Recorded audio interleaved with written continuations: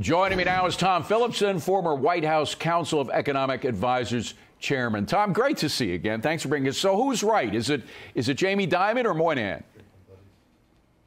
Well, I think the Conference Board came out with a survey which was interesting. 98% of CEOs that they surveyed think we're going to have a recession. So that kind of indicates the uniform agreement in the CEO community, at least, that we're going to have something pretty very serious. So I think they're leaning towards, the JP Morgan view over the Bank of America view, I think. Now, one of the things that Moynihan focuses on is this cushion of savings that Janet Yellen talked about, which Jamie Dimon says is going to be eaten up by inflation by mid-2023. So that cushion is getting smaller all the time, isn't it? Yeah, so what happened during COVID was quite remarkable. We never had a recession like COVID. Usually in a recession, the government comes in and try to replace income, but it doesn't fully replace income. But in COVID, we had income growth in a recession, meaning disposable income, private plus public.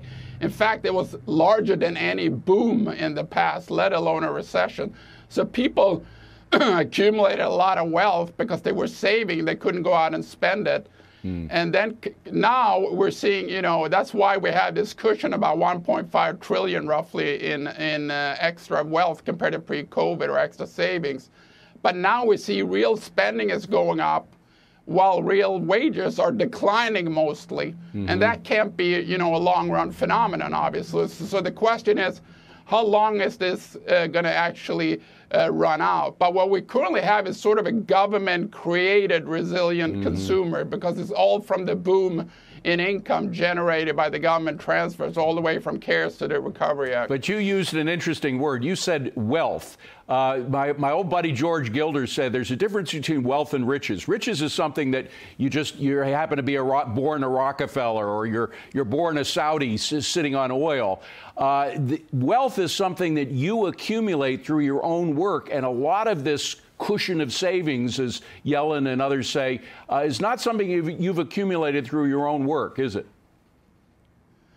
No, it's all accumulated through these boom programs that basically generated larger income growth than economic booms in a recession, which is unusual.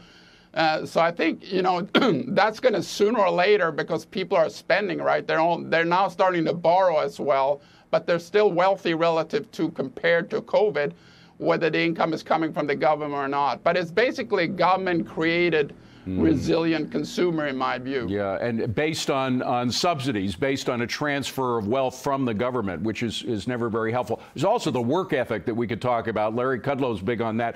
But I want to go talk about one thing that it's hard to disagree with, which is the cushion that we have from the labor market. We do have this overhang of jobs from the pandemic that has kind of cushioned the blow of recessionary pressures, right?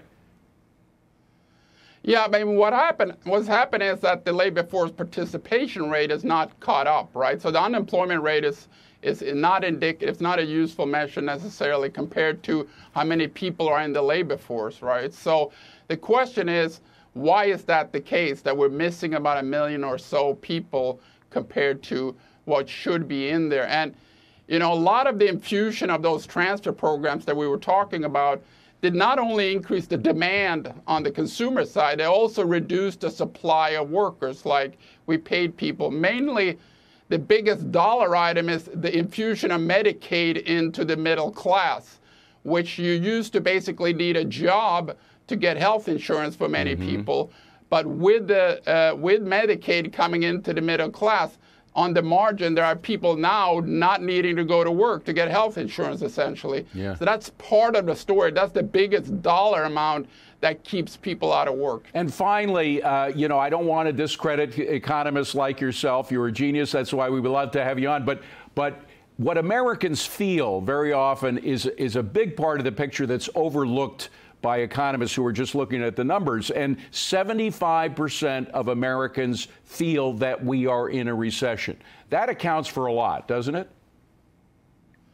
Yeah, I've been saying this for a year now, that, not a year, but a half a year at least, that, what economists call recessions or not is kind of irrelevant for Main Street. what Main Street cares about is essentially their real income. The fact that their nominal income growth in wages is slower than the prices of goods in growing in terms of inflation.